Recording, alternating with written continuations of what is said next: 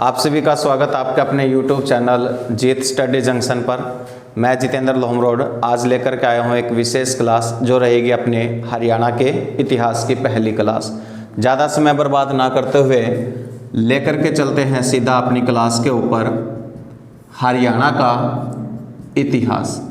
तो भाई यहाँ पर सबसे पहले हम बात करेंगे कि जो हरियाणा शब्द है, इस हरियाणा शब्द की उत्पत्ति, इस हरियाणा शब्द की उत्पत्ति किस भाषा से हुई है।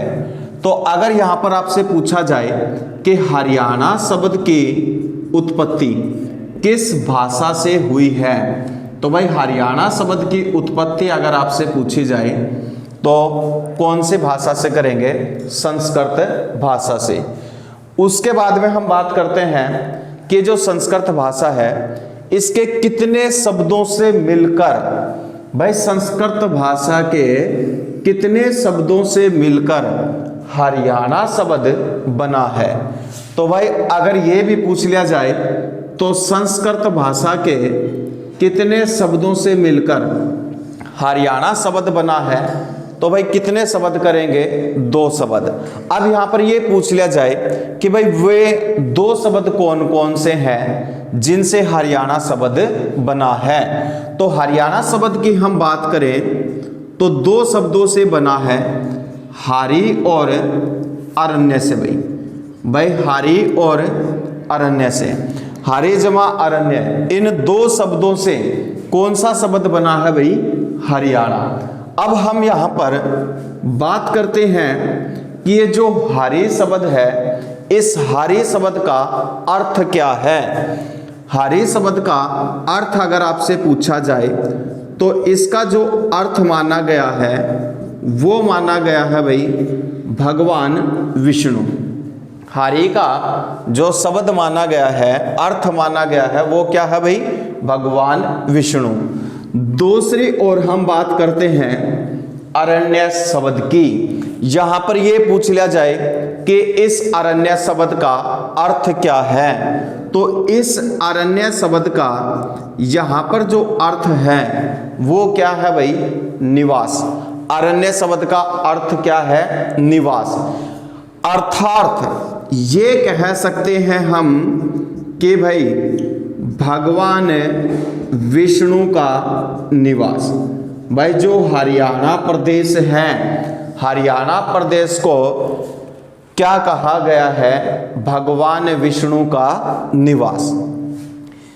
किन शब्दों से ये अर्थ निकल करके आया है? हारी और अरण्य से। भाई एक जो यहाँ पर अर्थ माना गया है हारी और अरण्य का, वो क्या रह गया भाई?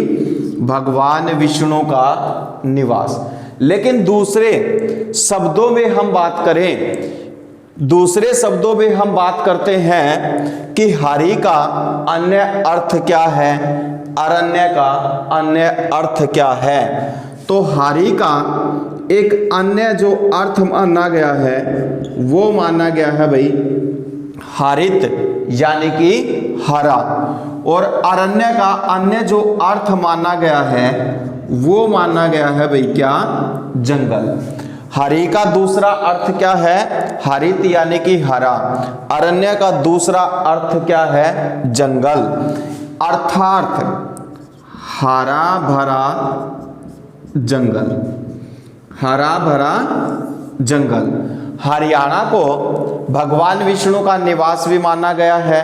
भगवान विष्णु के निवास के अलावा क्या माना गया है भाई? हरा भरा जंगल भी माना गया है। उसके बाद में हम बात करते हैं किसकी? कि ये जो हरियाणा शब्द है इसकी उत्पत्ति संस्कृत भाषा से हुई, ये बताने वाले प्रमुख जो विद्वान हैं वो कौन कौन है।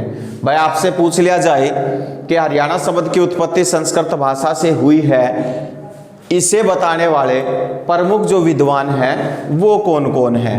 भाई अगर ये भी पूछ लिया जाए कि भाई वो प्रमुख विद्वान कौन है जिन्होंने बताया कि हरियाणा शब्द की उत्पत्ति संस्कृत भाषा के 2 शब्दों से हुई है, तो वो विद्वान जो रहेंगे वो है भाई, एक विद्वान का नाम क्या है भाई? मुरली चंद। दूसरे विद्वान की हम बात करें तो दूसरा जो विद्वान है भाई वो कौन है? मुनीलाल। एक कौन भाई? मुरली चंद, दूसरा मुनीलाल। तीसरे विद्वान की अगर हम बात करें तो तीसरा जो विद्वान है भाई वो कौन रहेगा? सुखदेव।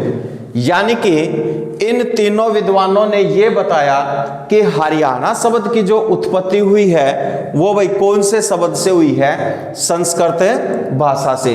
शब्द वो ही रहेंगे भाई, कौन कौन से? हरि और अरण्य से। उसके बाद में हम बात करते हैं भाई कि जो हरियाणा है, इस हरियाणा का मनुस्मृति में नाम क्या है? भाई हरियाणा का मनुस्मृति में नाम क्या है? भाई अगर आपसे पूछ लिया जाए कि हरियाणा का मनुस्मृति में किस नाम से उल्लेख किया गया है, तो भाई मनुस्मृति में अगर पूछ लिया जाए तो मनुस्मृति में हरियाणा का जो नाम है भाई वो क्या है? ब्रह्मावर्त। भाई हरियाणा शब्द का, या ये कहें कि हरियाणा शब्द के स्थान पे मनुस्मृति में क्या नाम बताया गया है? ब्रह्मावर्त बताया गया है। उसके बाद में एक विशेष बात ये ध्यान रखना है कि हरियाणा का प्रथम प्रादेशिक नाम क्या था? भाई आपसे पूछ लिया जाए कि हरियाणा राज्य का प्रथम प्रादेशिक नाम क्या था, तो हरियाणा राज्य का प्रथम जो प्रादेशिक नाम था वो भी भाई क्या रहेगा? ब्रह्मावर्त। हरियाणा राज्य का प्रथम प्रादेशिक नाम पूछ लिया जाए तो भाई क्या करेंगे? ब्रह्मावर्त। इसके अलावा एक विशेष बात और ध्यान रखनी है कि ब्रह्मावर्त के अलावा हरियाणा प्रदेश को क्या कहा गया है? तो हरियाणा प्रदेश को कहा गया है भरम ऋषि। भरम ऋषि, और भरम ऋषि के अलावा ब्रह्मा की उत्तर वेदी।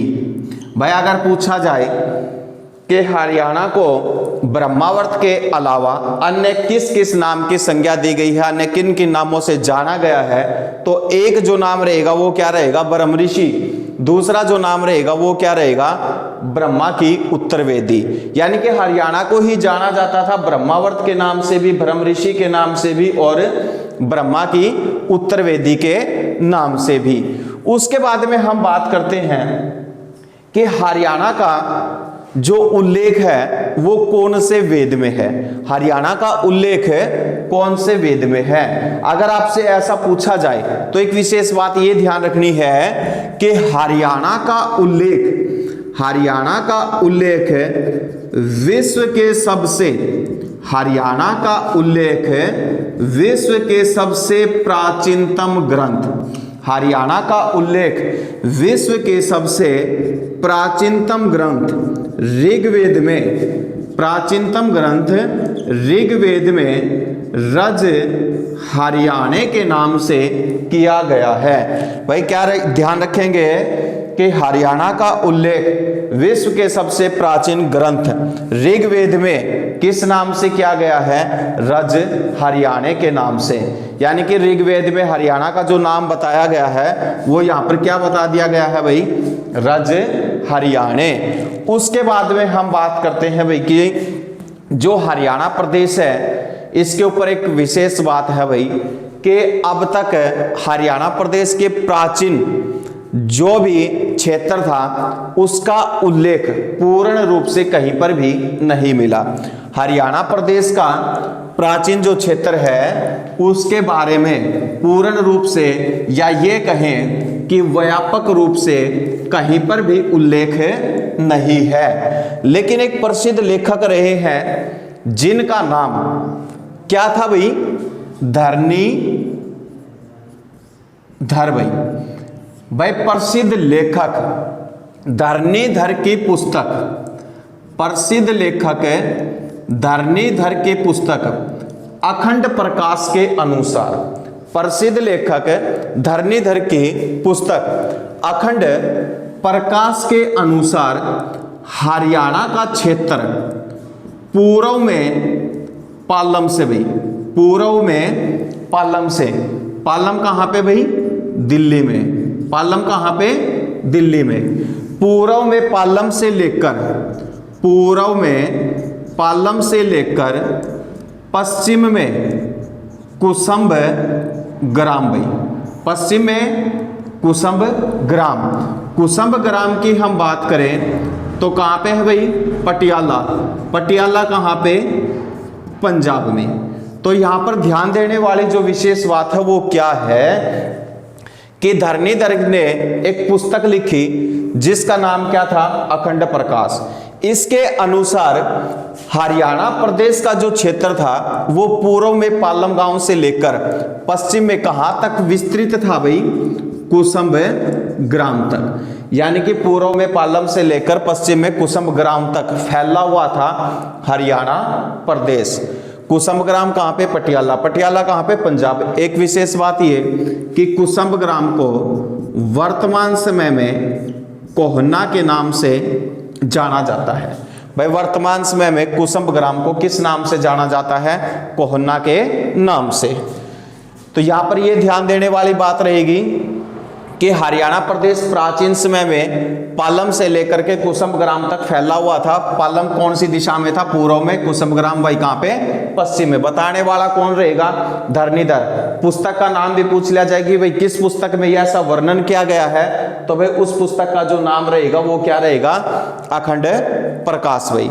उसके बाद में हम बात करें भाई किसकी? कि स्कंद पुराण के कुमारिका खंड में हरियाणा का किस नाम से उल्लेख किया गया है? भाई स्कंद पुराण के कुमारिका खंड में हरियाणा का किस नाम से उल्लेख किया गया है? तो उसके ऊपर देखो भाई, स्कंद पुराण के कुमारिका खंड में हरियाणा प्रदेश को हरियाला कहा गया है। स्कंद पुराण के कुमारिका खंड में हरियाणा प्रदेश को क्या कहा गया है भाई? हरियाला कहा गया है। भाई आपसे पूछ लिया जाए कि कौन से पुराण में हरियाणा का एक नाम हरियाला बताया गया है, तो भाई उस पुराण का नाम हम क्या करेंगे? स्कंद पुराण। खंड भी पूछ लिया जाए कि भाई कौन से खंड में है, तो उस खंड का नाम क्या करेंगे? कुमारिका खंड। उसके बाद में हम बात करते हैं, एक प्रसिद्ध जैन साहित्यकार हुए हैं पुष्पदंत। प्रसिद्ध जैन साहित्यकार कौन हुए हैं भाई? पुष्पदंत। उनके महापुराण में पूछ लिया जाए कि पुष्पदंत के महापुराण में हरियाणा का किस नाम से उल्लेख मिला है? किस नाम से उल्लेख मिला है? तो वो लिखो भाई, प्रसिद्ध जैन साहित्यकार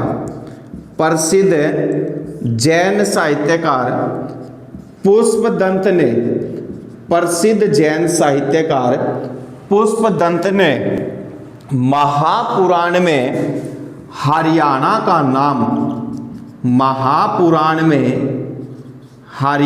का नाम हरियाणवू बताया है। भाई प्रसिद्ध जैन साहित्यकार पुष्पदंत ने महापुराण में हरियाणा का नाम क्या बताया है? हरियाणवू। उसके बाद में हम बात करते हैं भाई किसकी? कि पुष्पदंत द्वारा रचित, एक विशेष बात और भाई, पुष्पदंत द्वारा रचित जस हर चरिऊ में भी, पुष्पदंत द्वारा रचित जस हर चरिऊ में भी हरियाणा के इतिहास के बारे में वर्णन मिलता है। भाई पूछ लिया जाए कि पुष्पदंत द्वारा रचित जस हर चरिऊ में कौन से प्रदेश के इतिहास के बारे में वर्णन मिलता है, तो भाई कौन से प्रदेश के बारे में करेंगे हम? हरियाणा प्रदेश के बारे में। पुष्पदंत कौन था भाई? एक प्रसिद्ध जैन साहित्यकार। जैन साहित्यकार के ऊपर एक विशेष बात और कि एक अन्य जैन साहित्यकार, लिख लियो भाई सीधा, अन्य जैन साहित्यकार श्रीधर ने, अन्य जैन साहित्यकार श्रीधर ने अपने ग्रंथ पाषाण चरित में हरियाणा का वर्णन किया है। भाई अन्य जो जैन साहित्यकार थे, श्रीधर थे, उन्होंने भी एक ग्रंथ लिखा और इनके ग्रंथ का नाम पूछ लिया जाए पाषाण चरित। और इस पाषाण चरित में भी भाई किसका वर्णन मिलता है? अपने हरियाणा प्रदेश के बारे में। उसके बाद में हम बात करें कि भाई ऐसा कौन सा बौद्ध ग्रंथ है, भाई ऐसा कौन सा बौद्ध ग्रंथ है जिसमें हरियाणा प्रदेश के बारे में वर्णन मिलता है? ऐसा कौन सा बौद्ध ग्रंथ है जिसके बारे में हरियाणा प्रदेश का वर्णन मिलता है? तो वो भाई क्या रहेगा? बौद्ध ग्रंथ, बौद्ध ग्रंथ मध्यम निकाय।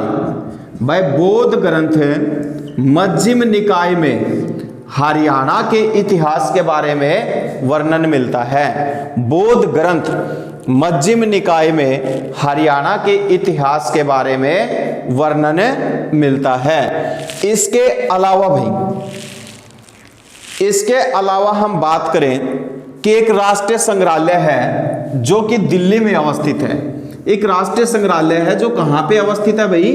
दिल्ली में। उस राष्ट्रीय संग्रहालय में अवस्थित एक शिलालेख है, उस शिलालेख की पंक्तियों में भी किसका वर्णन मिलता है भाई? हरियाणा प्रदेश का।